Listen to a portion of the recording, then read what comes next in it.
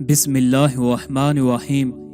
حضور اکرم صلی اللہ علیہ وسلم نے فرمایا، اے عثمان، جو آدمی ان کلمات کو صبح 10 بار پڑھ لے تو اللہ تعالیٰ اسے 6 فضائل عطا فرماتا ہے، شیطان اور اس کے لشکر سے بچ جاتا ہے، اسے 1 قنطار اجر ملتا ہے، اس کا 1 درجہ جنت میں بلند ہوتا ہے، اس کا نکاح حور عین سے کرا دیا جاتا ہے، اس کے پاس 12 فرشتے آتے ہیں، اسے اتنا ثواب دیا جاتا ہے جیسے کسی نے قرآن اور تورات اور انجیل اور زبور پڑھی، ساتھ ہی اسے 1 قبول شدہ حج اور 1 مقبول عمرہ کا ثواب ملتا ہے۔ اگر اسی دن اس کا انتقال ہو جائے تو شہادت کا درجہ ملتا ہے۔ وہ کلمات یہ ہیں: لا الہ الا اللہ واللہ اکبر، سبحان اللہ وبحمدہ، استغفر اللہ، ولا قوت الا باللہ الاول والآخر والظاہر والباطن